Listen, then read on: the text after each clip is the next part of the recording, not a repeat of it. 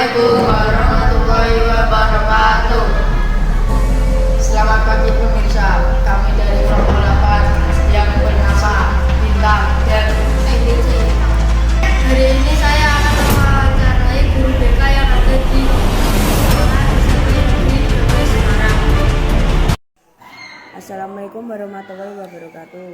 Perkenalkan, nama saya Alnino Dimas Aurelio dari kelas 7H. Bu, saya izin menanya, penyimpangan apa saja yang pernah dilakukan murid SMP Negeri 13 Semarang?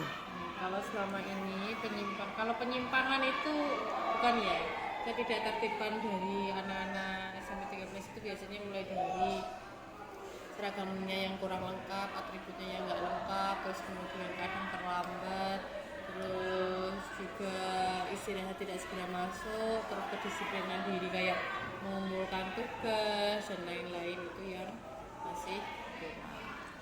Bagaimana cara mencegahnya, Bu?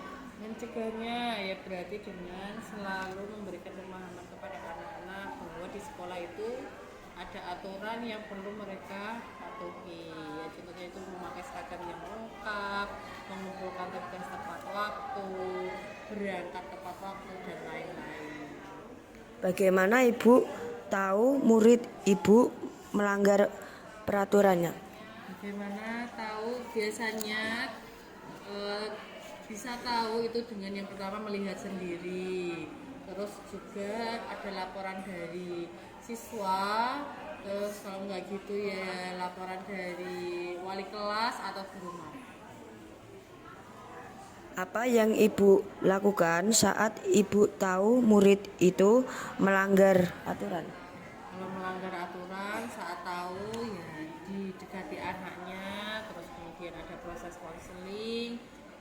Kalau memang proses konseling yang membutuhkan kolaborasi dengan wali kelas, guru mapel, orang tua ya nanti itu menjadi tindak lanjut selanjutnya.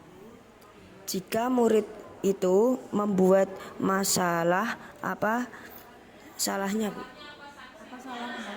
Apa salahnya? Apa sanksinya? Apa sanksinya? Kalau untuk sanksinya itu di SMP 13 tidak ada yang namanya sanksi.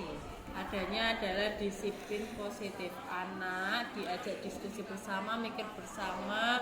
Ketika mereka melakukan hal yang kurang tepat, ke depannya mau bagaimana, alasannya apa, sehingga dia nanti dengan sadar menyadari perilakunya yang kurang tepat dan bisa ke depannya memperbaiki.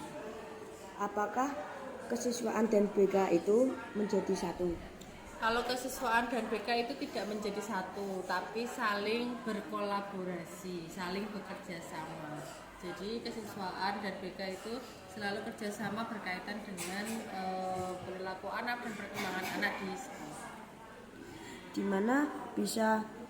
Di mana banyak murid melakukan kesalahan. Kalau melanggar aturan biasanya banyaknya di mana? Ya di sekolah, karena yang diketahui di sekolah. Di sekolah. Kapan murid itu akan berubah untuk tidak melakukan aturan, tidak melakukan yang dia salah? Kalau kapan berubahnya itu bergantung kepada anaknya, mau menyadari kesalahannya dan mau memperbaikinya atau tidak. Kalau dia sadar kesalahannya dan mau memperbaiki itu tidak butuh waktu lama, dia pasti bisa. Siapa terakhir kali murid yang melakukan peraturan yang salah? Yang terakhir kali, kalau untuk siapanya itu sebuah kerahasiaan ya, karena memang identitasnya tidak boleh diungkap. Cuman ya tetap bagian dari SMP 13, siswa SMP 13. Mengapa murid itu melakukan aturan? Mengapa murid itu melanggar aturan? Ya biasanya kalau yang baru akhir-akhir ini yang masih sering kali dilanggar adalah berkaitan dengan keterlambatan. Kalau merokok, Bu? Kalau merokok itu kan sebuah pelanggaran yang kejadian luar biasa. Maksudnya hanya ditemukan 1-2 kali, bukan yang setiap hari. Dan itu pun Terima kasih, Bu, wawancara dari saya. Wassalamualaikum warahmatullahi wabarakatuh.